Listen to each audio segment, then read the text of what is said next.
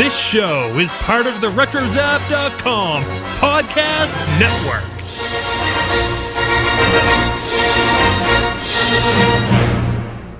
The previous episode of Starships, Sabers, and Scoundrels might have made you want to turn the other cheek. What are you up to now?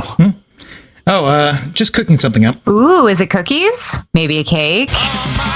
Revenge! The road to Solo continues. On this week's Hypothetical, we are looking at Han Solo's Revenge, Brian Daly's sequel to Han Solo at Star's End. Well, I don't mind speculating. I will bravely speculate, and I challenge anybody out there to say that I won't. Yes, thank you. Oh my gosh, I'm so glad you brought that up. You read my mind. Okay, go ahead, sorry. I was setting you up. Revenge! Is this another incident where, just like Brian Daly's novel, Revenge is not accurately being applied? You keep using the word. I don't think it means what you think it means. Sweet revenge. All right, well, we're going to have to work on your vocabulary at some point. Sweet retribution. Hello, Scoundrels. It's time for some more Star Wars discussion. Here's what is coming up on this episode. Solo, a Star Wars story, is approaching completion at the pace of hyperspeed. We have developments to share in this week's news. Jay is always ready with Star Wars fashion and lifestyle product advice, and she shares her latest in another edition of That's So Wizard. In our hypothetical, we are discussing the fastest hunk of junk in the galaxy. The road to Solo continues with a look at the Millennium Falcon. Finally, we have the results of our most recent Twitter poll and Silence Fools. So how fast do you think the Assessor Collector can make the Kessel Run? Never mind. Let's get to the show. This is episode 52 of Starships, Sabers, and Scoundrels. It's not a long time ago. It's not in a galaxy far, far away. It's right here, right now. Starships, Sabers, and Scoundrels.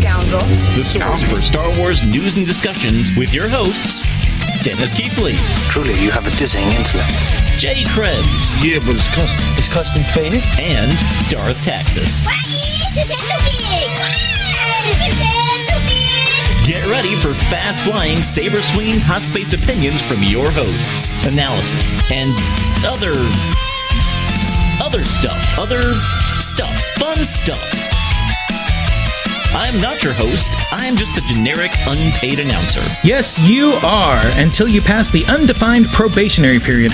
Welcome back, Scoundrels. You've returned to the podcast that can't drive 55 because our license is revoked. I'm your co-host and galactic tollway scofflaw, Darth Taxus. coming to you from the vehicular proving grounds of my flagship, the Assessor Collector. And with me are your other co-hosts, who are white-knuckled through every one of our episodes, Dennis the Phantom Menace Keithley and Jay the Hut Jayer Krebs. Dennis and Jay? Yeah, the garbage will do. How you guys doing? I'm doing well, and guys, we are kind of at the unofficial beginning of our third season, which means we are celebrating a 2-year anniversary of Starship, Sabers, and Scoundrels. Woohoo! So this past year has been a pretty big one, as a matter of fact. The most notable development is Jay became a full-time host of the show after joining us for a discussion in our first year on Gen Urso, and then doing our Scoundrel Summer Book Club and filling in for me while I was on vacation. So that's been the biggest, best, and greatest achievement that we had in the past year. Did anything else stand out to you guys? Well, thank you. Wow, that was a very nice thing of you to say. But yeah, I'm just glad to be aboard and riding the greatest hunk of junk in the galaxy here. Not junk, of course. No, the Assessor Collector qualifies. Yeah, it's kind of hodgepodge. Like I said, it's like Rose Red or the Winchester House. It just keeps building with no purpose whatsoever, I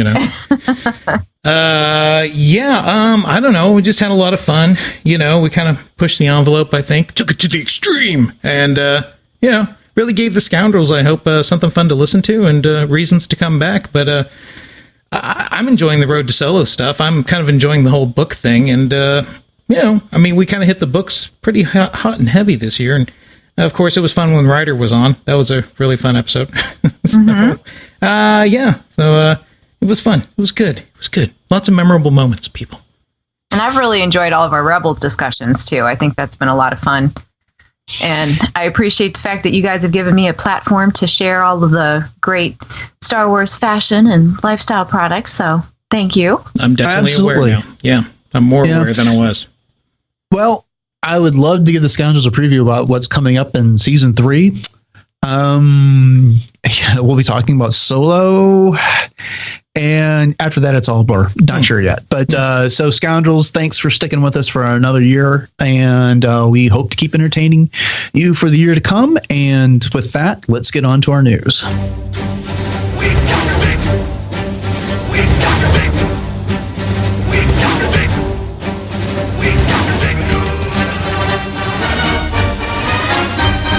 Let's get into the latest Star Wars news. Jay, what is going on in the Star Wars galaxy this week? Well, a whole lot of really exciting stuff, especially leading up to Solo here. So our first one, Ron Howard shared a visual effects shot on Twitter recently. Although it doesn't really contain any spoilers, if you would rather not know what it was, skip ahead a minute or two. Or I could just talk really loudly while you're reading this and go, right? I'd rather you not, but go ahead. Okay, all right. We'll try All that right. later. Well, hey, if you're still here, the shot featured a scene in space with a TIE fighter firing its cannons with an explosion on the left side of the screen. In addition to the effect shot, Ron Howard also confirmed Solo will have another trailer released prior to the premiere of the movie. And here's a fun note. The film will apparently also open with a long time ago in a galaxy far, far away, Well, based why on not? another tweet he released. Yes. So, Well, I don't think this really says to what extent we're going to see the Empire in the movie. You already knew that it was going to be there based on the teaser we got during the Super Bowl with the Star Destroyer and the TIE fighters coming through the clouds. So, that's great. I'm all for more Imperial involvement in this movie. Sure. And, they can tell some other story. And we've been reading the Han Solo trilogy by Brian Daley, and the Empire is completely absent. We're still getting good stories, but I don't know. I just like to have that Imperial presence in my Star Wars movies. So I'm just glad to get this additional confirmation. well, I like the presence of what should be in the front of every Star Wars movie a long time ago in a galaxy far, far away. I'm sorry. Rogue One, I really felt like they should have put it in there. But I think I understand the method of their madness now. I think Rogue One might be the next movie that gets re-released as a special edition, just to add that.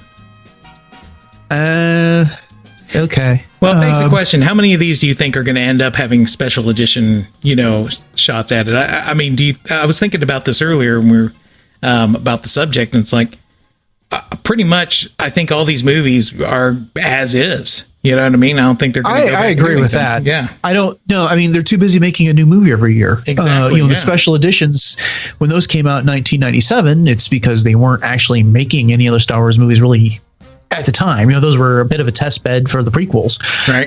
And so, they were celebrating anniversaries. I don't know, maybe they could 20 years from now. I don't think that's anything that we should be, and I think that's doubtful, but I don't think it's anything we should be expecting anytime soon. What do you think, Joe? I'd run and buy it. Yeah, I mean, we've got so much going on right now that I just can't imagine that any special editions are anywhere near on the horizon. I mean, we've already got things like the soundtracks being re-released, and then we've got all this new content, and then we've got the live action show and this possibility of this new animated show. So I think our baskets are pretty full right now. Indeed. Well, what else is going on, Taxus? Well, in other Solo news, there's a lot of Solo news, which is kind of an oxymoron. Ron Howard also confirmed that the movie is on target to complete production and meet its release date. And in a March 27th tweet, he noted that the final touches on scoring the movie and the sound mix were happening that week. Howard also stated the visual effects and 3D conversion were looking great too. And so yay, let's get to it. Yeah, I mean, I'm ready. Sure. Quit tweeting stuff out, man. Let's go ahead and get the movie early. Right. Let's do it. Well, I don't think we're going to get it early. I think with Avengers moving up, that was designed to give all the various Marvel and Disney and Star Wars and Lucasfilm adjacent products some breathing space. Right. And there's really no way to move this one up. But that being said, this is just like, I think The Last Jedi was the notable exception to this rule that these Star Wars movies, they really go to the last second to get these things done. Yeah. And so, when they are finishing up a score and sound effects at the end of March, beginning of April for a movie coming out at the end of May. I mean, wow. So, well, they're not going to go back and do special editions, so they need to get it right. That's why they wait till the last minute, you know? Well, I mean, even if this one wasn't, didn't have all the drama with Lord and Miller, and the director change in the past and stuff like that, I suspect it would still be going, this type of a process this close to the deadline. That just seems to be the way of things with Star Wars. Hey, let me ask you two a statement question. Do you kind of get the feeling, like with all these tweets and kind of messages that Ron's sending out to the fandom, that he's almost playing the role of the police officer, standing by the window to the person sitting on the ledge going, "Don't jump. You have a lot to live for. Look at the visual 3D special effects here." You know what I'm saying? It's almost like, I don't know, kind of reassuring. As far as the social media thing is concerned, Rian Johnson did some of that too, even with The Last Jedi, and we've seen this kind of over and over. I don't know. I guess I didn't really pay attention that closely for a compare and contrast. Well, I have to admit, I didn't follow Ron Howard on Twitter or otherwise on social media prior to him getting this job, directing Solo. But perhaps there's something to that, Taxus, which is, calm down. This is going to be fun. This is going to be fine. I'm having fun making this movie.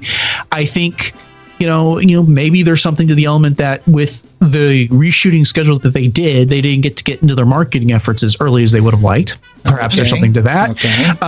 But I don't know. I'm taking these tweets with what the spirit, I think, which they're intended is. He's having a good time making this movie. He's working on his buddy George Lucas's, baby, a Star Wars movie. And I get the feeling it's something he's wanted to do for a long time.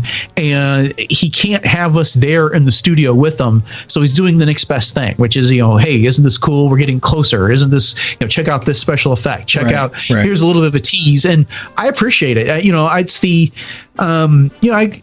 I haven't been as worried as many people on it. I found myself like we tied this conversation earlier after the Super Bowl that I let out a sigh of relief when I saw the trailer and liked everything that I saw in it. But I, it's I don't know. This is just kind of a fun way of following along with this movie. Yeah, sure. I don't know. It just kind of struck me as a little different, and I was just wondering if that was.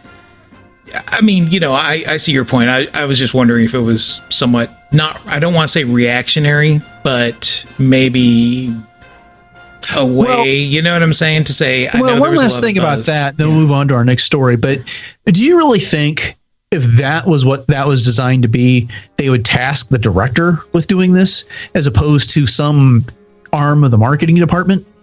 I would think the director would have better things to do than worry about calming down the public about this movie that's coming out. Yeah, I think he's just having fun. So, or he could be a micromanager. I don't know. I have no idea what his sets are like. All right, Jay, let's move on. What else is going on? All right, in non-solo news, Disney has announced the D23 Expo dates for 2019. Once again, the Disney convention will convene at the Convention Center in Anaheim from August 23rd through the 25th. Although Lucasfilm has not announced any official plans for the next D23 Expo, they will be there. And tickets go on sale August 23rd of this year, so 2018. So now, there you have it. Yeah, and just as a reminder, why are we bringing this up? Well, one, we don't have a celebration for 2019 and that's kind of getting annoying. I'd love to have some sort of confirmation on that. And amen. Two, the last couple of D23 Expos have been a pretty big deal where Star Wars has been concerned. Last year, Mark Hamill and Carrie Fisher were inducted as Disney Legends at the prior D23. I think that was in 2015. George Lucas was inducted as a Disney Legend. We got the announcement of the Star Wars additions to the theme parks in 2015, and then a whole lot of details last year about this. And then, 2015 had a whole lot of the Force Awakens highlights, and they really poured it on at that point, beyond what they had already been doing at the celebration that year. So that it'll be an interesting time because episode 9 it'll be on the horizon at that point. Right. And hopefully we'll be getting a bit more details on Ryan Johnson's new project and the Game of Thrones guys, what they're working on, and more details about our live action series if we don't already know what that's going to be. So, in the absence of a celebration to look forward to, that may potentially be where a whole lot of announcements are getting made next year on various Star Wars projects. I want to say they had a t-shirt cannon one year. Am I right? Or am I imagining that? I wasn't there and I didn't actually hear anything about it, so I don't know. Okay, Scoundrels, correct me if I'm wrong. Right. All right. Well, in our last story for this week, this is more of a congratulatory message than anything, but HasLab's crowdfunded project to produce Jabba's sail barge is a success. Yeah, Backers of the barge push orders well past the 5,000 mark by the close of sales on April 3rd, and the last time I checked, the orders had exceeded 7,700. So 20 to 1? Actually, I think they're over 8,000 now. The last tweet that I saw was over 8,000. Oh, I thought that was the quote from C-3PO at first. But it's 3,721. I'm sorry. Okay. Well, at any rate, they've successfully got enough commitments that people have bought this thing, and so you can look forward to it. I think the February 28th next year is the ship date on those. But, our friends Rezakai had asked us to comment on that in Silence Fools a few weeks ago. Yeah. And our friends over at Brews and Blasters, Chris Sultan's ordered one, and the guys over at Sandcrawler have been following the progress here. It's a big deal for the collectors community. So congratulations to everyone that wanted one and got their order in. And I can't wait to see pictures of what everyone does with that. That's really cool. Yeah, especially how much space it's going to take up. I mean, that's didn't they say it could? Yeah, didn't they say it could hold? Like I saw a little infographic where they were dropping in stormtroopers, and I think it said it can hold like 82 figures or something like that. Whoa. Yeah, some crazy amount. Yeah, that was pretty impressive when they did that. Jammed in there or all standing? All standing. Wow, think of the peggage. Yeah. There's so many pegs. Do they have pegs? I don't know. I really don't know. Somebody needs to tell us that. Hey, Dennis, before we go, I want one quick hit because you sent me something that was kind of off my radar. And I'm really excited about this. Galactic Empire announced their new album, Episode 2. So there's some really choice tracks on it, and everybody should go out there and check it out. And they released a little preview track, but they're also hitting things from the newer movies too. So, that was kind of a nice twist. I think that's good that they're doing that. They're pulling things from the more recent trilogy, not just the older movies. But anyway, that's it. Yeah, I think they put out the X-Wing fanfare. What's that called? The Scherzo for X-Wings, right? That was the one that I saw the other day as well. So, that's something to look forward to. Sounds cool. First album was a lot of fun. Sure is. There is your look at the latest Star Wars news. For more on these stories and to get the latest breaking news, make sure to check out everything from our friends at Fantha Tracks, Jedi News, TheForce.net, Coffee with Kenobi, and Courtney Martin's The Week in Geek column on RetroZap.com. Oh, hey, I forgot one last news item. I picked up a copy of The Last Jedi, and I assume you guys did too, right? Well, I actually don't have a physical copy, but I got the digital copy on Amazon Prime the first day it came out. Way to rub it in, Jay. Yeah, I have the Voodoo copy, and then I bought the 4K Blu-ray, but although I don't have a 4K Blu-ray player yet. So anyways, I'm watching it on Voodoo. Yeah, cool. Yeah. Well, that's cool. So you guys have seen the deleted scenes, right? Oh, yeah. Oh, my gosh. They're so great. So great. Dennis, how about you? Oh, yeah. My favorite is still the Finn and Phasma scene. Oh, right? I know. Yes, all those scenes were so great to watch. They were wonderful. But there was one that I don't remember being announced that was on my copy. Did you get like the Target edition or something like that? No, they were all out. But as I was walking back to my shuttle parked in the alley behind the store, a nice man approached me and said he had a super double secret version. At least that's why I assumed the words on the box read, since it was in another language. So I got it. I went straight for the deleted scenes, and there it was. The scene titled, "You Say Goodbye, I Say Raylo." Well, I've read the first 2 chapters of Jedi for Dummies. That's probably enough for today. Time to relax with the telly. I never want to be part of Tipsy Girl. Oh, wizard! Real Housewives of Canto Bight is on. Oh no, not this again. Hello. Can't I get a moment to myself ever? You're pretty. This is weird enough. Do you have to make it creepy? Sorry. At least you're fully clothed this time. Look, I've had a really long day training, so... Training? I've been training too. What have you been doing? Some sit-ups, push-ups, saber work, force tricks, jumps. Wow, what a coincidence. I've been doing all those things too. We have so much in common. Maybe we should get together sometime again. That is not going to happen. I wish you'd get that through your thick helmet. I mean, look at you. Just look. You're a reprehensible, self-centered, patricidal, temper tantrum-prone crybaby who's in serious need of some therapy, including anger management training. There's absolutely, positively no way I'd ever see you, even if we were the only people on Act 2. The nuns would be a better choice. Oh, great. Look, don't do that. Oh, hey. Look, shh. Don't cry. Don't cry. Please don't cry. I'm sorry. I didn't mean to hurt your feelings. I mean, you've got a lot going for you. I do? Sure. Like what? Well, your scar. Yeah, your scar. You mean my boo-boo owie spot? I mean, you. Yes, you. It makes you look so dangerous. It does? Yeah. I mean, it's right there on your face. It just says to the galaxy, "Hello, galaxy, I'm single and dangerous." Women love scars. They do? Oh, yeah.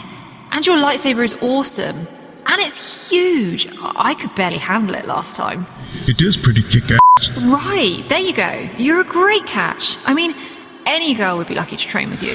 Except for me. Oh. We're two ships exchanging turbo laser fire in the night, Kylo. We're like the sun and a planet that sits in its habitable zone, also known as the friend zone. Close enough, but just out of arm's reach. Or the reach of anything, really. So, we're like friendly planets? That's the ticket. Ooh, can I be Mustafar? I like that place. Sure, buddy. Great. Hey, can I watch TV with you? I can't see or hear it, but could you repeat everything to me? Don't you have holocable? Satellite. Oh, well, I really have to get back to my reading. The Jedi Order isn't going to rebuild itself, you know? How's that coming? Oh, you'll find out. Okay, cool. I'll just be here and not bother you. Can't we just hang up? I'm not sure how. Do you know? Short of closing a starship door, I guess not. Okay, I guess we're just gonna have to let this wear off. Just stay quiet for me, okay? Okay. Good. Now, where was I? Oh, yeah. And lo, in that day, the Jedi Master did take upon himself the rock that was found upon a planet, and this rock he did name Rocky. Not a very creative lot, were they? Quick question. Yes? Can I get something to eat? Sure, whatever.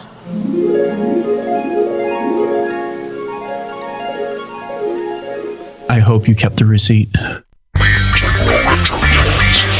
The kids of the 70s and 80s are all grown up, but the good times of childhood don't have to end. Our generation can share the fun and fandom of our youth with the next generation and bring the past into the future. And wrap it all up to make a fantastic present. Join Jedi Schwa and Chef's Bazaar every Monday morning to get your work week started by reminiscing about the past and exploring the future with your earbuds on Techno Retro Dads. So find us on iTunes, Facebook, Twitter, or on RetroZap.com. Part of the RetroZap Network. This is so wizard. You feeling me, Hunter's Wizard? Oh, I was just stepping to you, girl, with my intellectual wizard politics. I am an enchanter. Wizards only, fools. Wizards rule. There are some who call me Tim. Greetings, Tim the Enchanter. Nope, wizards only. Wizards only, fools. Welcome back to That's So Wizard. a monthly rundown of Star Wars fashion and product news from all corners of the galaxy. This focus is not just for the female persuasion. I've got something for everyone. And this month is extra special. I've scoured not only the hyperspace lanes this time, but also some local areas that could be close to you to find something for everyone. So sit back, grab your wallets, and maybe even your car keys this time, and let's get ready to go. All right, so the first thing on the list is from Pozu, and I'm sure a lot of you, if you've followed That's a Wizard before or have been on social media, you know a little bit about Pozu, and they are a company that specializes in environmentally friendly, sustainable products in their shoe lines, and they have a brand new men's Han Solo high top. Yeah, and these are super duper cool. These are right now available for pre-order on their website, and they're a black high top with the blood stripes kind of going up the ankle, the high top part of it. And they will ship from the UK in the end of May, and they are running right now on their website for £69, which would be about $93. And these are super cool. I mean, they have this memory foam on the inside, and they're all black, and they have the red blood stripe, and they've got a model that's being shown wearing these. So yeah, they look super cool. So have you guys had a chance to see these yet? Yeah, and I got a question here. So is this more akin to an athletic shoe, a boot, or what exactly?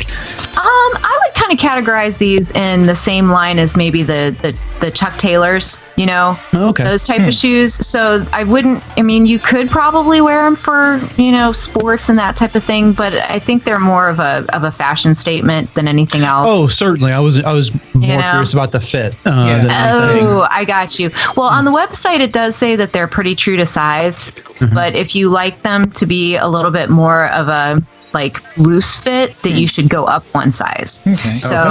Yeah, there is a sizing chart on the website too that you can utilize to help convert from the UK sizes to the US sizes too. So that's really helpful. Well, I think the most shocking piece of information I just learned is that 69 pounds is about $93, which means the dollar's gained strength on the pound since last I checked. But other than that, these are nice. Yeah, these are nice, but I think I'm going to wait for the Air Solos. Oh, is that a thing? No. Oh. That would be really cool, though. It would be. I want to be like Han. Special modifications. That's there you go. You can make those yourself. But yeah, I think these are really cool. And again, you can order them now, and they'll ship end of May. So that's really not that far away. And they ship quick. I got to ask you this question. Has anybody ever made shoes of Han Solo and Carbonite on the tops? Like not the tongues, but if you look down at your toes, you'd see Han in Carbonite. Because those would be some awesome slippers. Yeah, I think it'd be even cooler if they put it on the bottom. Yeah. I don't know. Yeah, we know. We've had that conversation about showing the bottom. Oh, yeah. Yep. And where we would put Han Solo. Exactly. Well, one other note here from Pozu is actually a pair of shoes that I just got myself, so I can attest to these personally. And they have a couple different resistance sneakers, and they're silver. So they have some high tops for guys, and then they have a women's resistance silver sneaker, and they have some that are lace up, and then these that I have personally are the slip-ons, which are so super cool. And like I said, I just ordered these recently, and they're super comfortable, and I've gotten so many compliments on these. And I wore them at Easter, and my sister-in-law was like, "Oh, Jay, I really like your shoes." And I said, "Oh, thanks." And she looked closer at them. She goes, "Oh, I didn't know they were Star Wars." Like, that was a bad thing. But anyways. Yeah, right. But one of the neat things about this is that they have an elastic gusset as opposed to the laces. So you don't have to fiddle with laces. It doesn't look really clunky like the Velcro, that type of thing. But gussets are the laces of the future, Yeah, absolutely. These do look very futuristic, I must say. But like I said, they're super comfy. And again, the whole sustainability and the natural products and things that they use. One of the cool things about this one is they use a fiber called Pinatex, which is a pineapple fiber that's farmed in the Philippines.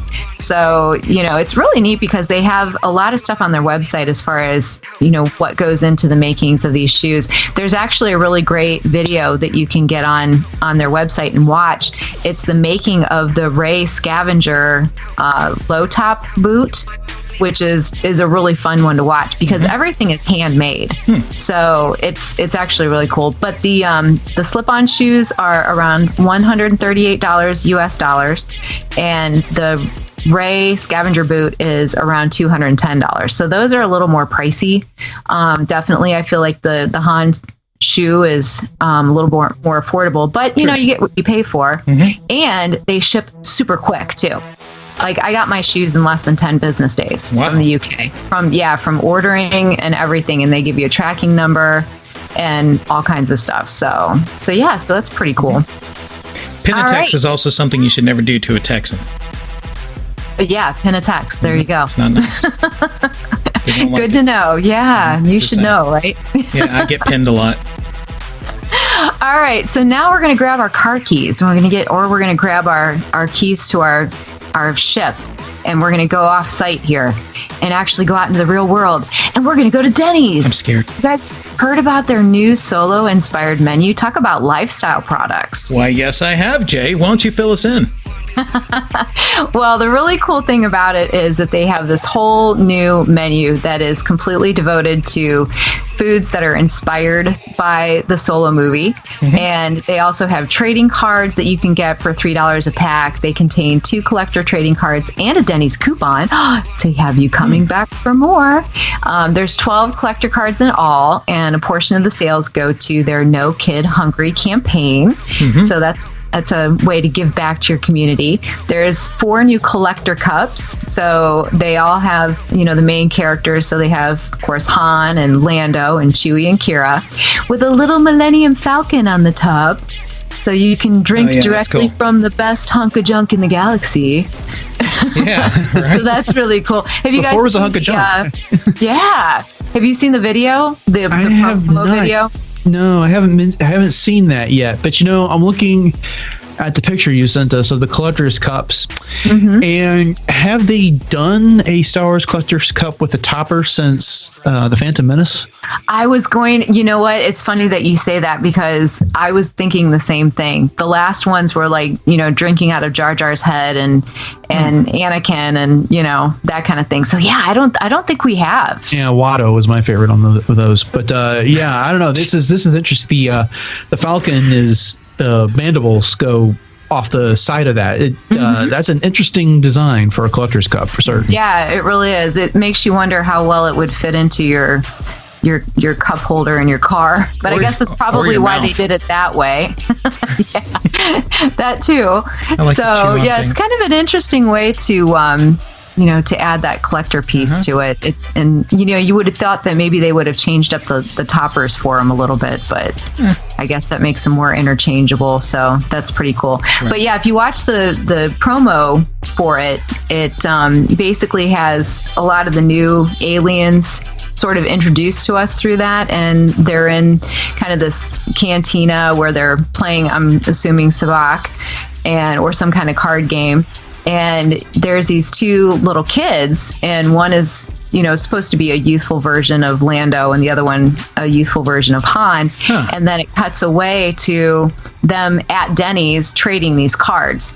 So what's kind of cool about the video itself, though, is the fact that we get to see all of these new aliens that are featured on the cards themselves.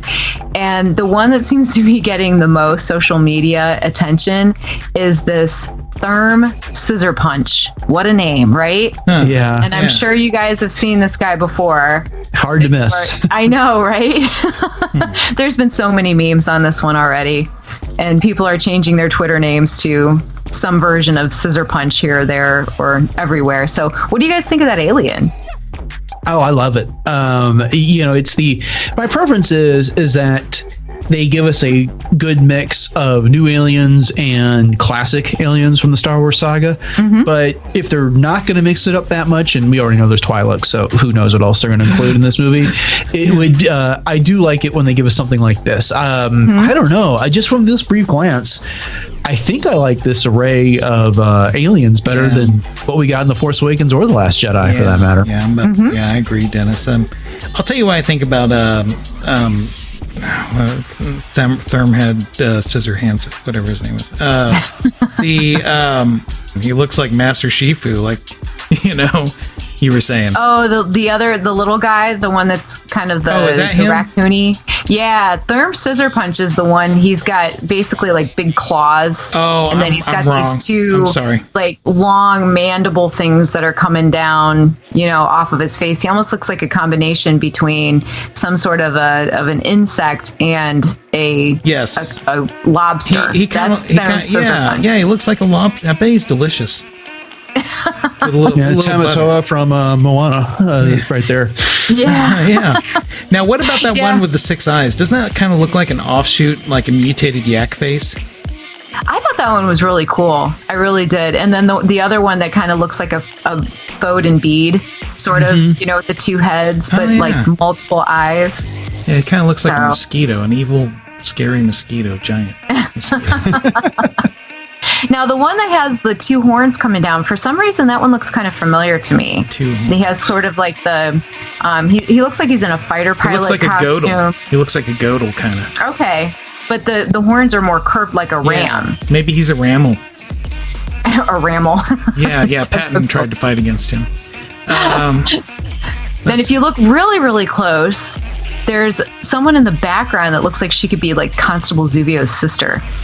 She's got this hat on that looks almost like the top of Constable Zuvio. But you gotta look really, really close, because I took a bunch of these screenshots for our listeners out there. Yeah. And that's what we're looking at right now. And then the betting table, which has some Mandalorian mythosaur skulls on them. Yeah. Did you see that on the coins? Mm-hmm. Whoa. Yeah. That's pretty interesting. And the cards themselves. Yeah. I mean, Mando credits are good everywhere. Just saying. Is that right? Well, yeah, they're easily tradable. Yeah, you know. Oh, hey, one more thing. I just wanted to say that, you know, I might have been misunderstood, but I really like that one Ram alien. I just have to say he doesn't look too bad. So a little farm humor. We're having fun here. Yeah, absolutely. Yay. But yeah, so Scoundrels, you'll have to check that one out, because it's really cool if you take the video and you stop it and you really pay attention, because there's a lot going on in that little bit of time. Yeah, so, but real quick, getting back to the menu, they really haven't done anything as far as making something look like a Star Wars reference. Real quick, I'll just read some of these that they have. They have the Blaster Fire Burger. They have a co-reactor pancake breakfast, which just basically looks like a stack of pancakes with strawberries and syrup on them, and then a side of eggs and hash browns and bacon. Then they have a 2 moons skillet, which is 2 eggs cracked on top of some fried hash and maybe some gravy. So, you know, all of these different things are basically, I think, things from their menu that they've just kind of renamed to get people to come in there and say, oh, I'm eating things from the Solo menu, which is fine. I mean, yeah, that's great. But the great thing about it is that a portion of these meals do go to the No Kid Hungry campaign. Well, so and you don't have to buy the meal back to get the cards. You can buy the cards separately.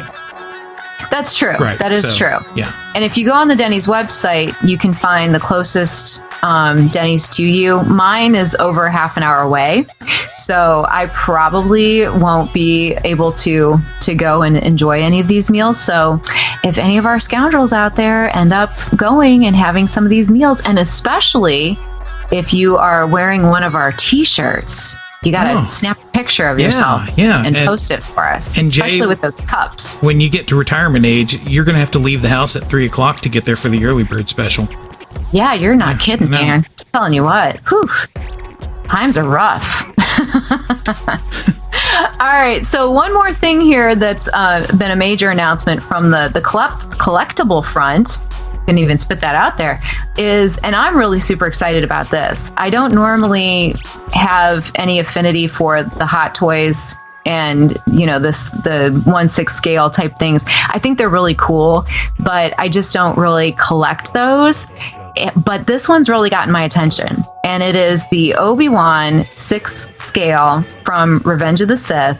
And what really caught my attention with this one is that there's a little baby Luke Skywalker that he can hold, and it's adorable. It looks so real. It's almost creepy, but it's awesome. But it's meant to go with the other 6th scale Revenge of the Sith figures, such as the Anakin Skywalker and the Palpatine and that type of thing. So if you go on their website, you can see how they've posed out Obi-Wan even fighting Anakin. And there's also another one where he's looking at a hologram of Anakin kneeling in front of Palpatine when he vows to become Vader. Yeah. So there's a lot of really cool things. Yeah. I do have one Hot Toys, and that is my Scarlett Johansson / Black Widow from Captain America: The Winter Soldier. Cool. Yeah, that's a hot toy. But I love it. I absolutely love it. It's in storage right now. But anyway, so if anybody's interested in this one, you can pre-order now, and it is $274, and they are expected to ship April through June of 2019. So this is really, really, really out there. Yeah. But I wanted to get this out to the Scoundrels because it's a very wizard little collectible here. Yeah. But it's kind of cool because if you've never dealt with Hot Toys before, they do have payment plans. So if you go onto their website, you can take a look at the different payment plans that they have. So you can pick 2, 3, or 4 payments. You can even pick the day of the month that you want them to bill you. That's nice. And so it breaks it down for you. So that's kind of cool. Because to get something like this, you better plan on paying. I'm really excited for this because finally this will complete my Star Wars manger scene. Oh, yeah. I was gonna say, I do like how baby Luke Skywalker is listed as an accessory. Right. Just like the removable hands and the lightsaber is, it's an accessory. I would just pose that one just all by itself. It's so adorable with this little hand up there. Away on Tatooine. Oh. Yeah. So yeah, Scoundrels. If you're into that kind of stuff, I'd love to hear what kinds of other Hot Toys you might have, and if you would be willing to add this to your collection. So just a couple of really quick hits, updates. Muster Brand, their swimsuits are now available online.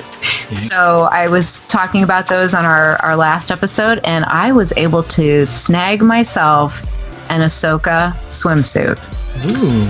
Yeah, so I just received it from my friends over at Muster Brand, and I will be having a review very soon on Coffee with Kenobi for that one.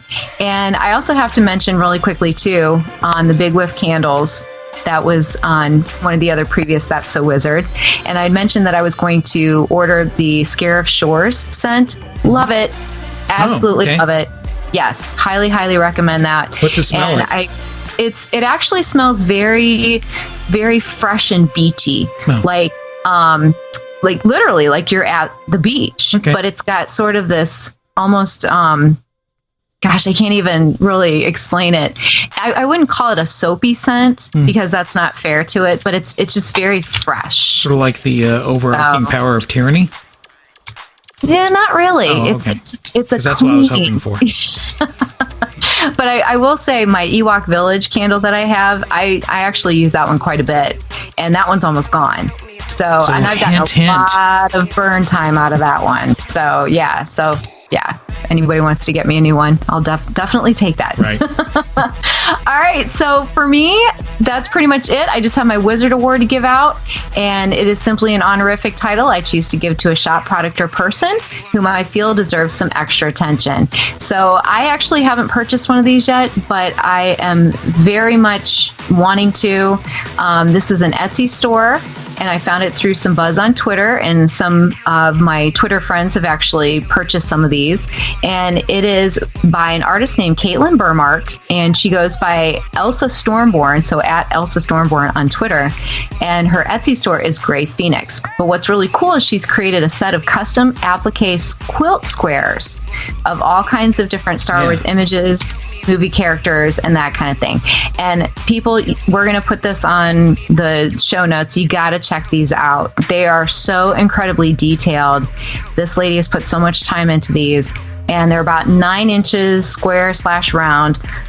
They do cost $30 a piece, but I think that that's well worth it. If you look at these, they are really, really detailed and unique, and that's what I really appreciate about them. So I put some pictures in our show notes for you guys to see, and you can see some of the detail and things. But so go check her out. I just like to give some attention to some of these independent people that are out there doing some really unique things. So go check her out. Again, that is Gray Phoenix on Etsy. So congratulations, and that'll do it for. Yeah, that'll do it for this month's That's a Wizard. Thanks for tuning in. These lessons reveal so much wisdom. And when thou doth use force pull, thou mayest not pull thyself. And likewise when thou doth use force push, thou mayest not push thyself. Force pushing and pulling yourself is definitely out, but hopefully thou hast made that determination for thyself, of thy thick-skulled twit.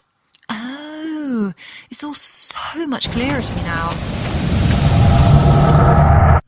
I'm back. You never left. I know. Isn't that funny? Hilarious. Now stay quiet. I'm really thinking. You got it, friend. Okay. Chapter 83. Other stuff about the Force you wanted to know but were afraid to ask. Ooh, this should be good. The Master told his Padawan a parable. Padawan, saith the Master. Yes, Master, answereth the Padawan.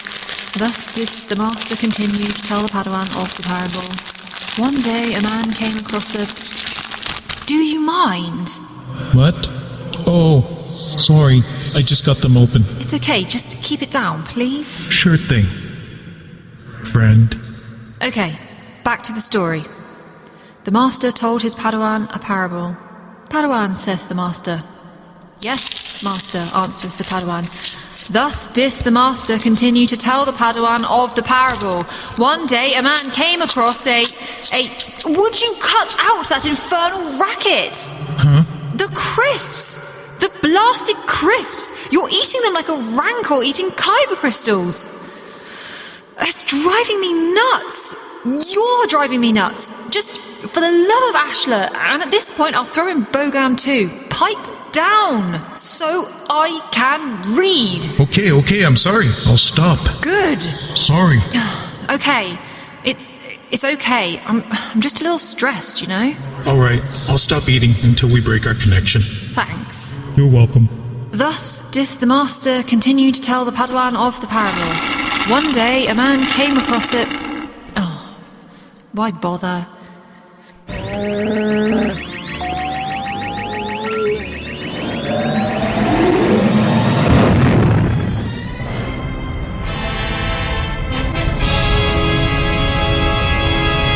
Han Solo is known for many things. His blaster, his Wookiee sidekick, a love for the princess, and his confident attitude. He is also known for his famous ride. Of course, I'm talking about the Millennium Falcon.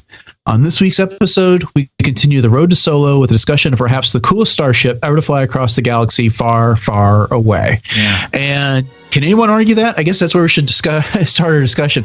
What is it exactly about the Millennium Falcon that has captured the hearts and imagination of not only Star Wars fans, but science fiction fans? Mm-hmm. Well, I think one of the big things is that it's so recognizable. I mean, it doesn't matter if you're a Star Wars fan or not. You can recognize the Millennium Falcon, and you may not know what it's called, but you can ask anybody, and they'll say, "Oh yeah, that's from Star Wars, right?"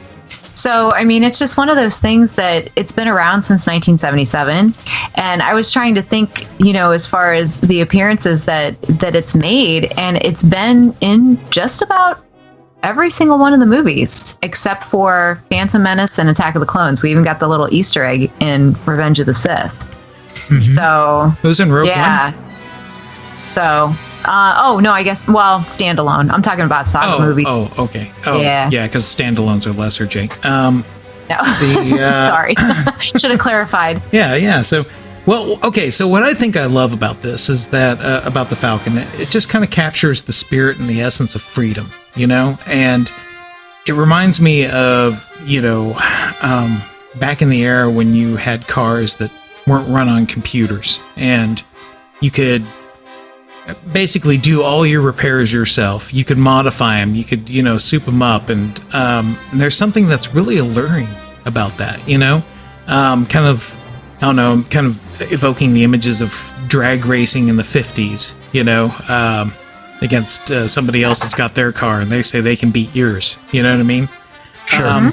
And especially in the 70s, I think there was a big thing about sort of a romantic look back to that era, especially I know, let's see, when did Easy Rider come out? That was late 60s, wasn't it? Sure. Yeah, but there was a big, but I'm just saying there was this big romance with, hitting the open road with, having your car and, your big cruiser, you know what I mean? And that's always kind of why I thought this really struck me as why this was awesome. Plus, it's just such an image of who Han Solo was compared to, let's say, the Empire. It's just so crazy looking. It's just so hodgepodged and insane. And it contrast that against the clinical, cleanliness of an Imperial Star Destroyer. You know what I mean? Or even an X-Wing. An X-Wing looks very well put together. You know what I mean? This thing looks insane. It looks crazy, and I think that's part of the allure to it. It just kind of has, it's like an extension of Han Solo in a way. Just kind of fly by the seat of your pants, Well, it makes me think when you say that and that's probably one of the reasons why I love the ship so much, is because I am a classic muscle car girl. I love that. And when you said, like personalizing these cars to your own tastes and, just being able to do, like he did, all the modifications and being able to make it his own. Oh, yeah. I mean, that I never really thought about it from that aspect before, but it makes so much sense. Yeah.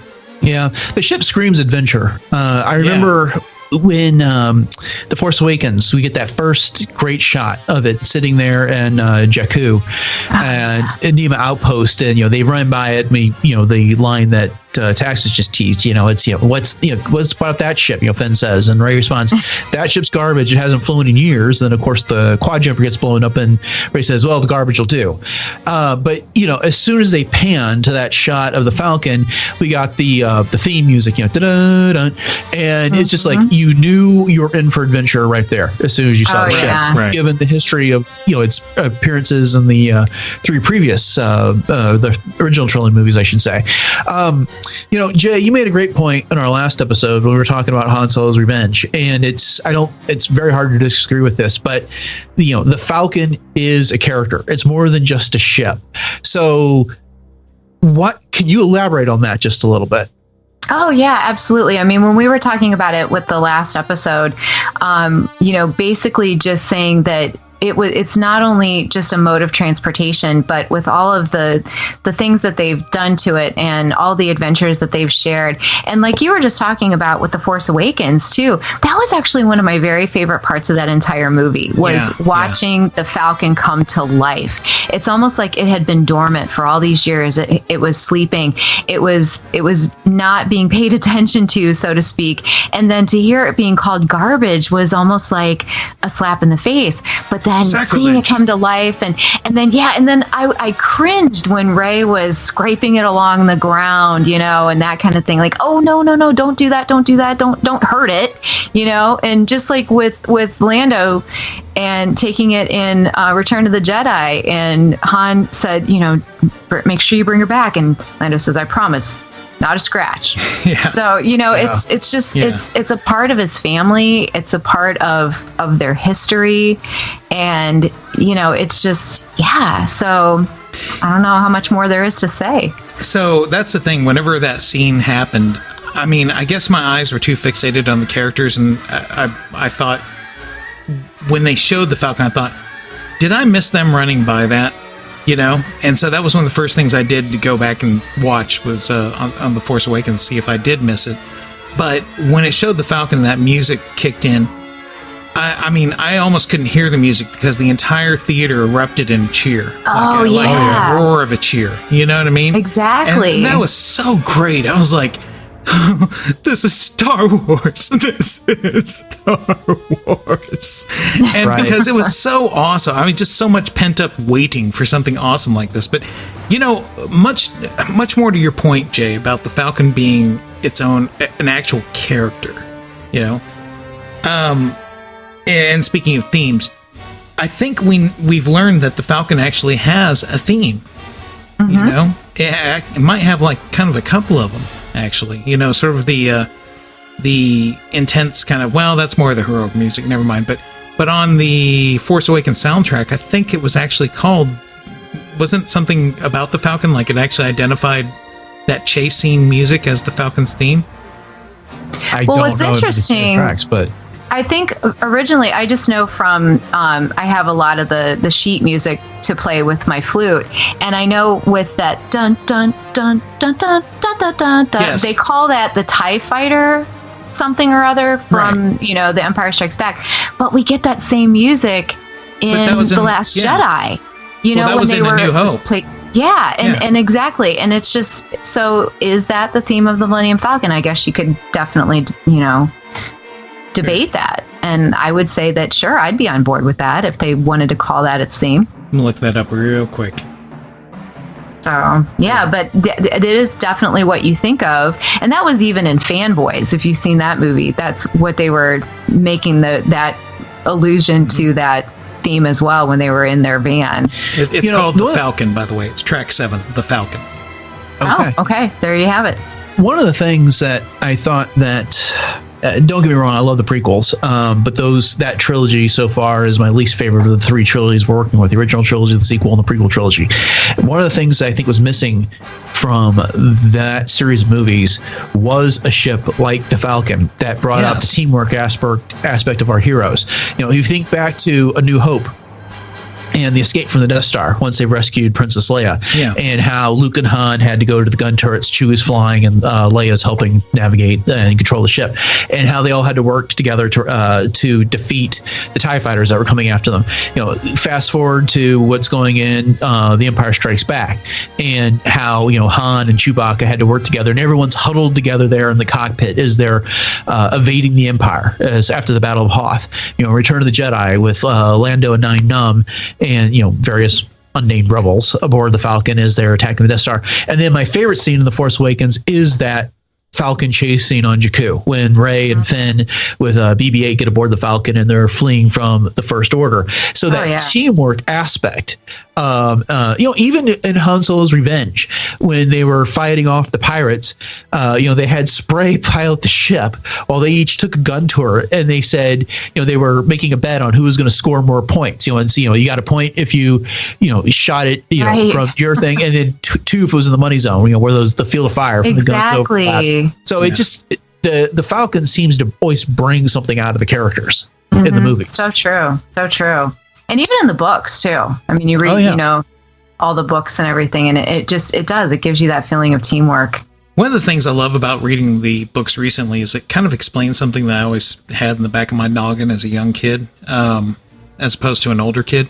When they go down into the gun turrets, I was like, well, how come they're able to sit like that? Or what? I mean, wouldn't you kind of be like pushing yourself against, the handlebars there to make sure you stay up or something? But I think in the last book, it's explained that those gun turrets had a different gravitational well. Right, exactly. Yeah, that's so cool too. I'm like, it's funny you bring that up. I never thought about that, Because I always thought the same thing, because in A New Hope, when they're looking, they look across at each other, but yet they crawl up and down. Yeah. So and that was explained in that book, which is cool. And I'd have to say, go ahead, Des. No, I was just going to say, because they're looking out a window and it looks like they're on a horizontal plane. Right. But that window is actually on the bottom and the top of the ship. And so it's one of those things that's always been hard to figure out. And I don't know, because I guess that was Jason Fry that put that in The Last Jedi novelization, maybe. But maybe that was a bit of a retcon, but it was always something that bugged me a little bit about the appearance, of the Falcon. It's hard to figure out the layout of that ship. There's been so many different blueprints and guides that have detailed it a little bit differently. So it's so getting something like that I guess is a bit more official canon was nice to see. Yeah, because I think in the last Brian Daley and Han Solo's Revenge, that's where I remember reading the whole gravity well thing. So hey, if they reference that in the Last Jedi thing, that's cool. That may be me misremembering. That in the Last Jedi and Han Solo's Revenge, the last two Star Wars novels I read. So it's one of the two of them. So yeah. So right. But yeah, so that's so weird because I guess to me, speaking about the gun turrets thing, or continuing on with that,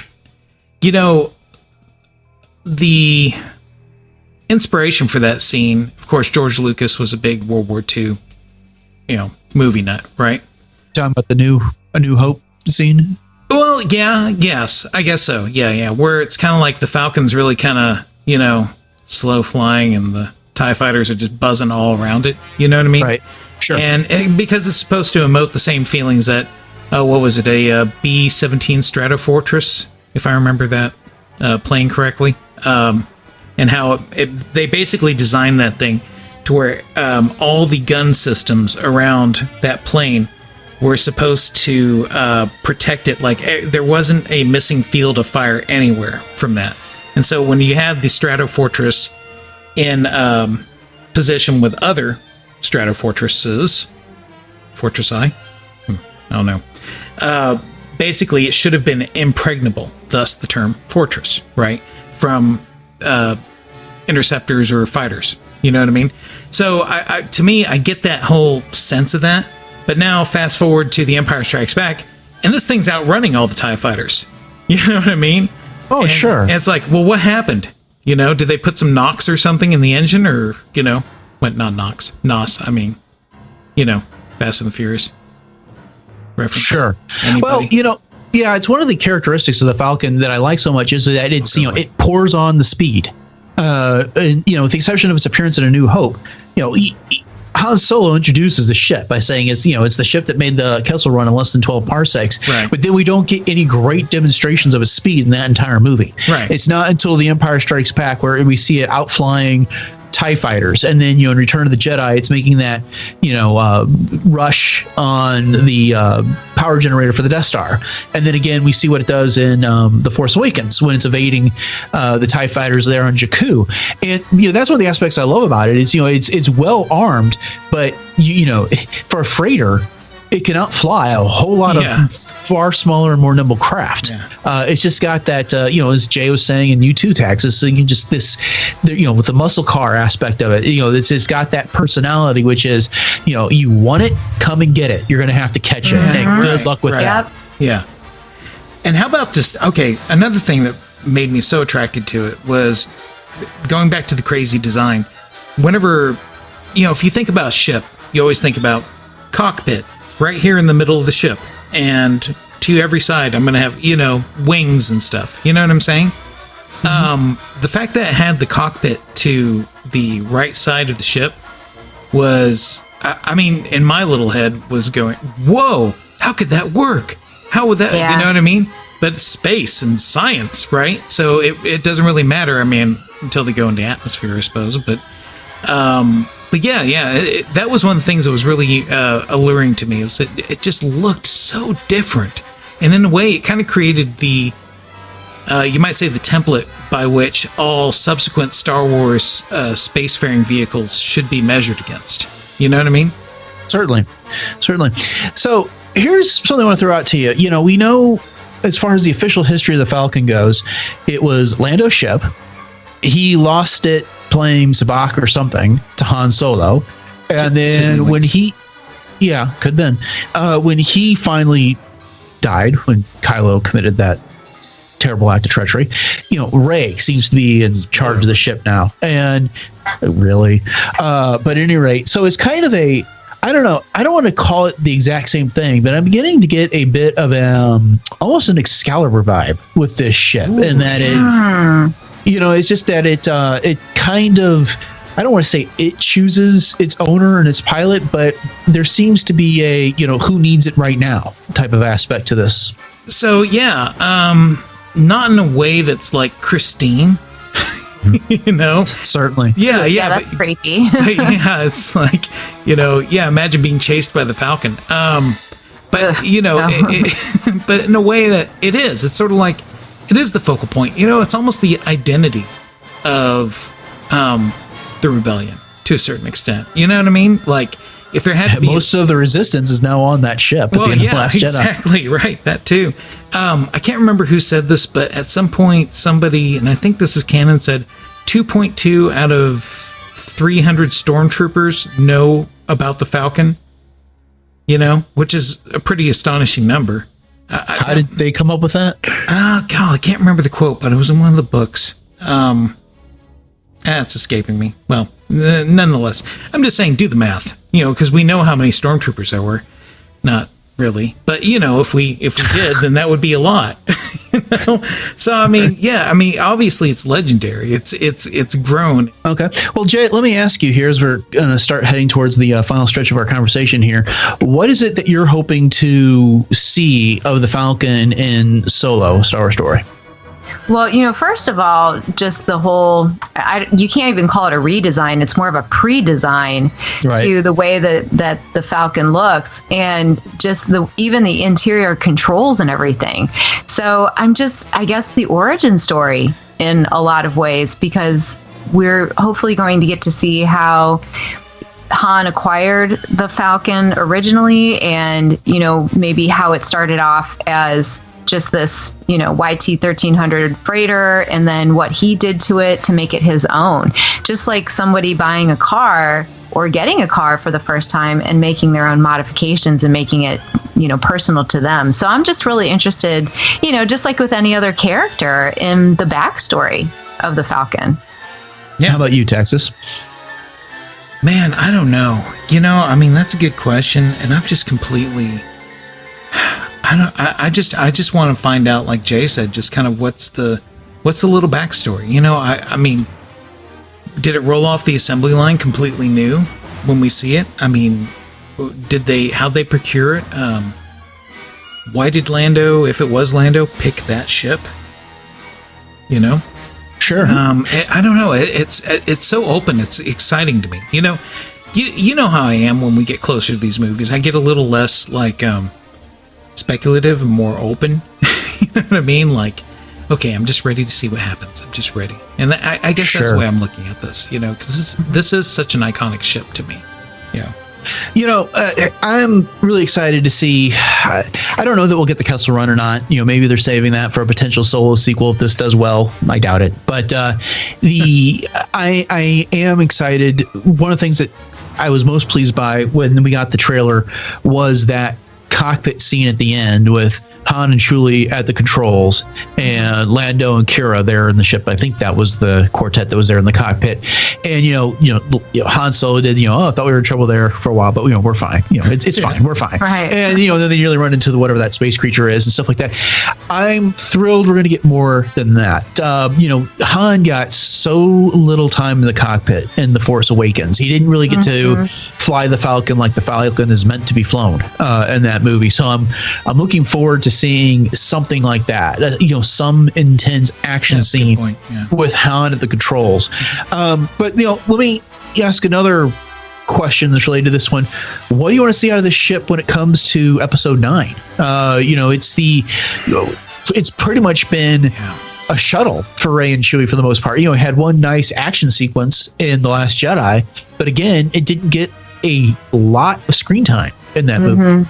Right. Yeah, I wish there was so much more with Crate. That was just such a visually stunning sequence as well. So, yeah, I would love to see some sort of thing coming back full circle for the Falcon in terms of being able to see it in action again. And who knows? I mean, maybe at some point they'll crash it out. Oh, see, I hope not. Okay, that's I hope not too. I think that's it's one of the character. I know, but I think they're killing off all the characters. I know, but I don't want it to. I think it needs to endure. I think it needs to be like, I mean, not to the point to where the Falcon's in you, like we did with Force. Right, but I'm just saying, right. I think that, like Dennis said, it needs to be. It's a relic. Right. It's an heirloom. It's an heirloom. Yeah, mm-hmm. And that's and hey, it comes with Chewie, a free Chewie figure. You know what I mean? So and a Porg. Yeah, don't forget that. Right. I really hope they don't destroy it. There's three things that I'd like to see keep going in whatever saga films they decided to do with Star Wars. One is it's a pair, R2-D2 and C-3PO. I love that they've appeared in every Star Wars movie so far. I don't know that we'll see them in Solo, but they're constant. Two, Chewbacca. He's not a human character. We don't have to worry about the actor aging, and the Wookiees have an extended lifespan compared to a human, so he can be around for a while. And three is the Falcon. I don't, Jay, you struck to my core with that suggestion that they could crash out the Falcon and that would be the end of it. I know. I hated to even say it. Yeah. I remember as a kid, I had a Millennium Falcon. It was one of my toys with my, all my Star Wars action figures. And I had one friend that whenever we were playing, insisted that the Falcon in this, whatever adventure we're imagining, crashed and got destroyed. And it's like, you can't do that. Why not? It's the Falcon. You can't do that. They're going to need to get away with that later. It's like, well, we'll do. No, I was like, no, the Falcon. Maybe they get locked out of it or they get separated from it. You don't destroy the Falcon. So, even in Stranger Things, if you've seen that, where they're trying to get 11 to show her powers. Have you guys seen Stranger Things? I have not yet, no. Oh, man. Well, there's this one scene where they're trying to get her to show them her powers, and they levitate the Falcon, and then it drops, and the boys all look at it like, oh! She just dropped the Falcon! So, yeah, I can definitely see where you're coming from. Yeah, well, we'll go around the table here and offer a final thought. I'll go first, real quick. I've said pretty much everything that I have to say about the Falcons. It's my favorite ship in science fiction. Compared to the Enterprise from Star Trek, or you name the franchise. I can't think of a better, more fun ship to have adventures with. I remember last summer our family vacation was on a Disney cruise, and in the kids club they had a mock-up of the Millennium Falcon's cockpit, and they had the effects from the Star Tours ride playing, against that. And my youngest was 9 at the time, and I could not have been more jealous that he got to go up there every evening and sit down and play at that. That was just that was fantastic, and I'm very excited about the potential one day to go to Galaxy's Edge and pilot the Millennium Falcon in that attraction. So, Jay, what do you have for a final thought on this? Well, I would definitely echo a lot of the things that you just said as far as so many memories, and the things that you brought up made me think about some things too. I had a Millennium Falcon when I was a kid, the big playset one too. And I was so afraid that it was lost in my move from, being a child to becoming an adult. And when I found it again, there was this joy that came along with being able to relocate this piece of my own personal history. And I've made the Millennium Falcon into a birthday cake for my youngest one when he was probably about 7 or 8 years old. I did that from scratch and had a great time doing it. I have some great memories of celebrations, taking the kids and sitting in the sets and, sitting at the dark table, and then just seeing it on the screen and being able to just love it as that character, and just being able to think about, wow, we're going to get some more, we're going to get more in Solo, and we're going to get to see the history, and it's just really exciting. Yeah. When I think about the Falcon's influence in my life, ever since I was a wee lad and growing up, I think I always defaulted to the Falcon being whatever I was doing at the time, and whether it was make-believe as a child or when I was, I guess, a teenager and before my becoming as Taxus, I used to drive a human vehicle, which was a 1984, I think, Chevy Caprice station wagon, giant blue. Ooh. Yeah, it turned like a boat, had a V8 engine. It was wonderful. It was my Falcon, because it carried all the band equipment. So yeah, golly, when you think about it, I think if you went out and you just randomly asked people, name a science fiction ship or a ship in science fiction, just out in the street, I think you're right, Dennis. I think people would either say Millennium Falcon or Enterprise. Right. Yeah. And you know what is really fun when you said that's my Falcon? What would you identify honestly as being your iconic vehicle that you've owned? I know for me, when I was a teenager, I was lucky enough to own a 1972 Olds Cutlass Supreme with a 350 supercharged engine. Jeez. So yeah, but it was the coolest thing. So for me, looking back, that was my Falcon. Yeah. Do you guys have a vehicle that you would look at and say, yeah, that's my Falcon? Well, my 1984, station wagon. Well, yeah. Okay. So that was your Falcon. With the non-powered window, so you had to go, Oh yeah, you had to roll them down. Yeah, and after that, I got a 1979 Fiat X19, which was more like an A-wing because the thing literally was like a go-kart on. Yeah. With a bigger engine. It was huge. Well, I had an 84 Chevette, so wow. I'm right there with you. Yeah. And I think we've stumbled into the hypothetical for sometime in June. All right. Well, that's going to do it for our hypothetical for this week on the Millennium Falcon. Scoundrels, we want to know, as Jay just asked, what's your Falcon and what are your thoughts on the Falcon? Drop us a line at sqpod@retrozap.com and let us know. Gotta wash that man right out of my head. No, this is not an appropriate time. Why would the Force do this? Stop. Turn around. Okay. I said stop looking. I can't. All I see is you everywhere, all the time. Then turn around again. Okay. I'm sorry. Hey, Robert, why should people listen to another retro gaming podcast? You mean our cast, David? We do have to keep this short, Yes, well, I guess we should start with the fact we celebrate old school video games. And we have awesome guests and game giveaways. Don't forget that. Plus our game show and your favorite segment, Random Select. Don't remind me. Are we done yet? Listen to our cast, another retro gaming podcast, part of retrozap.com. Finally, back to my beer. It's time for... Silence, fools! So we had the results of our latest Twitter poll to discuss. Last week, we asked the following. Inspired by our Kylo Ren, the White Tiger Cub discussion from episode 51, what character name from Star Wars makes the best pet name for a dog? So this was interesting. Jay nominated Kylo. Taxus, you nominated Leia. Yeah, might I say revenge? And not so much. Oh, well, let me take that back then. All right. Well, I nominated Finn, and then we asked for anyone to do write-ins through our other.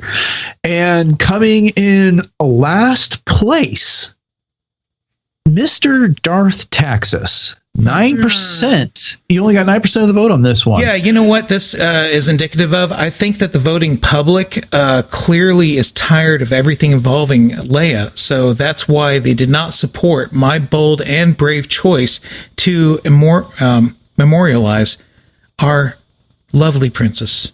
Yeah, I think we need a tape on that one. I'm pretty sure you explicitly picked Leia for the... to go for the popular choice here. But see, that supports me. Yeah. And then once again, you tried to stuff the ballot. So maybe it's that they're not tired of your choices. Maybe they're just tired of you. Whoa. Sorry, did I say that? Wow. Okay.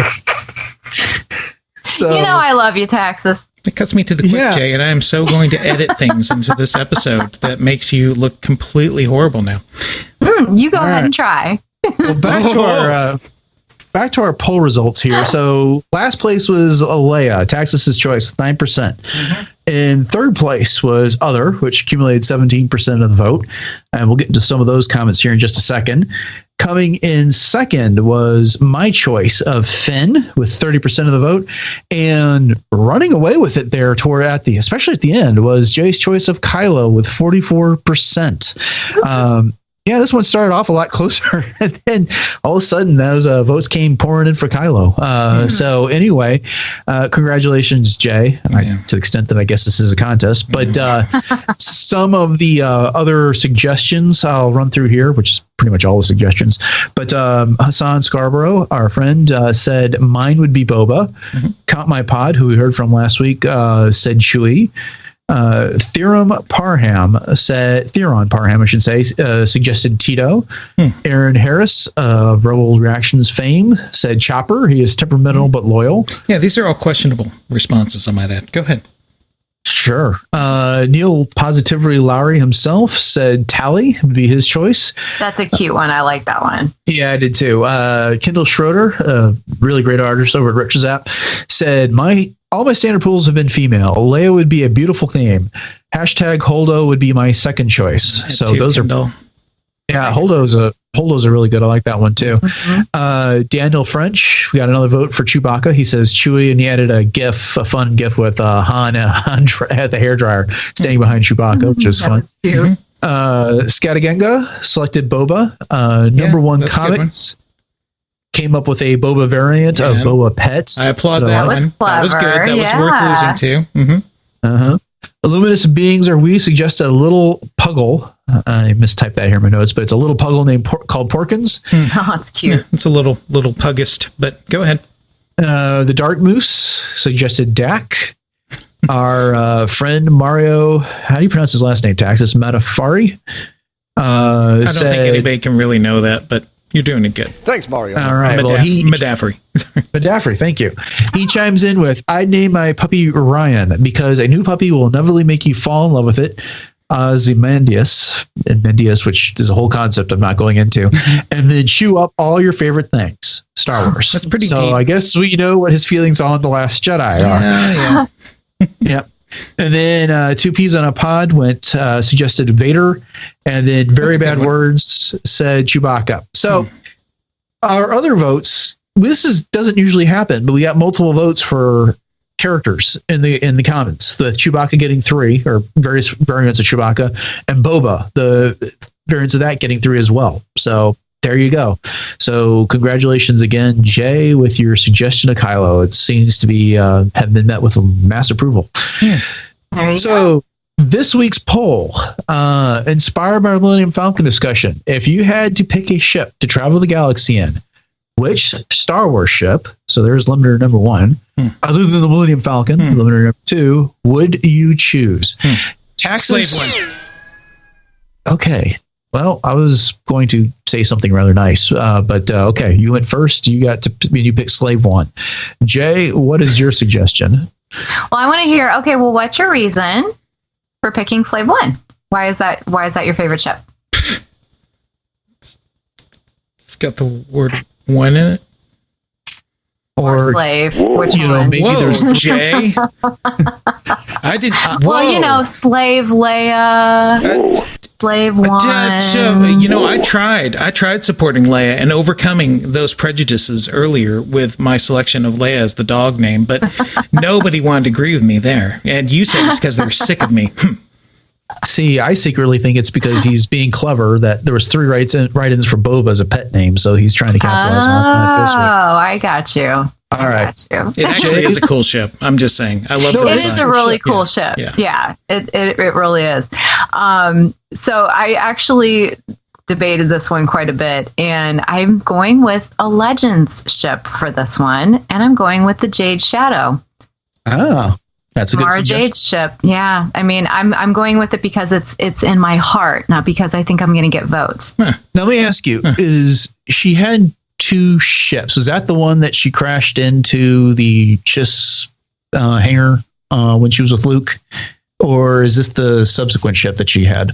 This one is the one that was like the yacht / fighter, but I can't remember. That's a really good question. But I just always been enamored with that ship and the name of it, the Jade Shadow. I just think it's really cool. So it was either going to be that or Padme's J skiff that she took to Mustafar.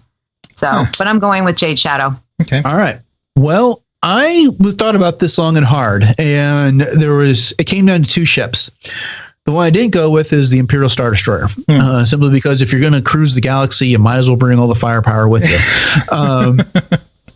2, what I ended up going with was the Ghost from Rebels, because you've got space, you got bunks. It's another ship that inspires the teamwork, like we were talking about during our Falcon discussion, with all the different gun turrets on it. And it's small enough that you can sneak into places, as we saw at the final episode's Rebels.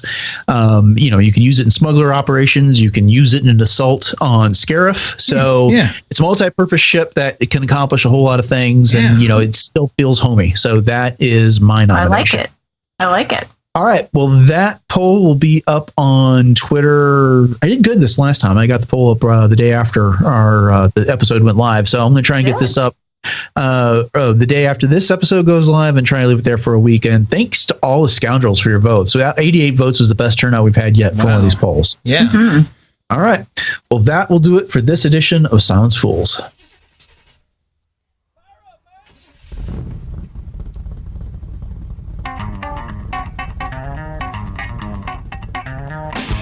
That was another fun solo-related discussion. Before we get to 0.5 past light speed, do either of you have anything coming up for the Scoundrels to look forward to? Well, for me, as usual, you can always find my fashion reviews on Coffee with Kenobi and my Core Worlds Couture column.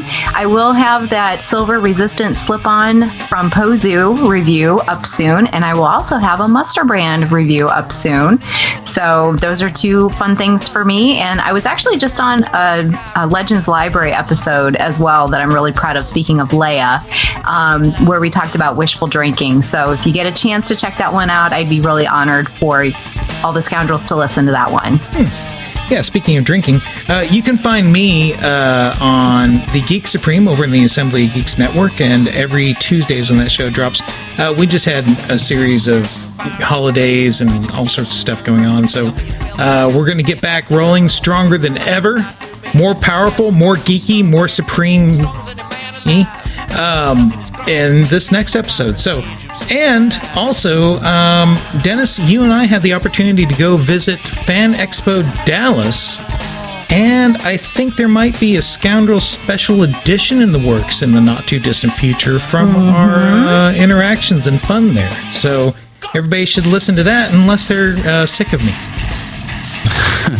All right, so much for that episode. All right, as usual, I have some recent comic reviews on RetroZap, including Dr. Aphra number 18, which I really enjoyed after being a little bit iffy on the previous few issues of that. So check that out. I also have continued my series on the Infinity Gauntlet with a review of issue 3. I'm also appearing on Warp Trails, the Star Trek Discovery podcast that my wife and I put out there every couple weeks. And that is an exclusive to the RetroZap podcast feed, which you can find on your favorite podcatcher under RetroZap, or head over to retrozap.com. Scoundrels, thank you for listening and for your support. If you've enjoyed the show, this has been Starships, Sabers, and Scoundrels, and we would love a 5-star review wherever you listen to your podcast, especially iTunes, which is also known as Apple Podcasts. On the other hand, if you didn't care for this, then please don't send a giant space slug in an asteroid field to swallow the Assessor Collector. It can be kind of hard to get out of those things. With that in mind, we do appreciate it anytime you share our show posts on Twitter and Facebook. Please let others know that you're listening by sharing the show on whatever social media you prefer. A special thanks goes out to everyone that has taken the time to share our show with all of their social media friends. And speaking of social media, Starship, Sabers, and Scoundrels can be followed on Twitter and Instagram at SQpod, and liked on Facebook, where we are facebook.com/SQpod. If you want to follow Darth Taxus on Twitter, he is at Darth Taxus. Dennis is at DJKVER2, and I am at Joyce Krebs. You can reach us by email at sqpod@retrozap.com. We would love to hear your thoughts on the Millennium Falcon, but if you have anything else that is on your mind, Star Wars related or not, then let us know. Emails, really good tweets, and iTunes reviews end up in Silence Fools. Again, our email address is sqpod@retrozap.com. And we'd love to get some free, fresh emails in, Scoundrels. It's been a while since we had any of those. So, hey, drop us a line. And also, we are honored to be part of the RetroZap.com podcast network. Did you know that RetroZap is home to 21 podcasts, which is one more than, the number of parsecs it takes for the Assessor Collector to run the Kessel Run, by the way, Dennis. Please check out RetroZap for other great shows, including Beltway Banthas, Dork Lair, Scarlet Velocity, Techno Retro Dads, and We Know Nothing, which is a Game of Thrones news and discussion show. Also be sure to check out our Scoundrels t-shirts on tpublic.com. Just go to tpublic.com/user/scubedpod or just search for us on the site. Hey, need to do some work on that pesky hyperdrive motivator? These shirts are the perfect thing to clean your hands with. And a special thanks to Aaron Lay for our show logos and to James Volpe, the Sky Geek, for the good, the bad, and the ugly show logo. Yeah, and additionally, special thanks to Sophie and all the Scoundrels players. Go listen to her along with her husband Phil on the Bright Tree Radio podcast. Also, thanks to our nameless announcer named Mario. So he's not so nameless. Well, unless you mispronounce his second name or last name, but he's still unpaid. So, however. We're very lucky to have all these friends, aren't we? Well, here is our disclaimer. Starship, of course. Starship, Sabers, and Scoundrels is not endorsed, affiliated with, or sponsored by Lucasfilm Limited and or Disney. This show is intended for entertainment and informational purposes only. All characters, music, and sounds are the intellectual property of their respective copyright holders. All else is the intellectual property of Starship, Sabers, and Scoundrels, unless otherwise indicated, and you're sick of Taxus. Well, any final thoughts? Oh, I have a few, but one that's coming to me more is that the Falcon's cool and all, but I kind of prefer a ship that more addresses my demographic. What could possibly address your demographic more than the Millennium Falcon? I don't know, the Gen Xium Falcon. Of course. Well, that will do it for episode 52 of Starship, Sabers, and Scoundrels. As always, thanks for listening and joining us this week. Until next time, may the Force be with you. Great test, Xium Falcon. Yeah, everyone's sick of you.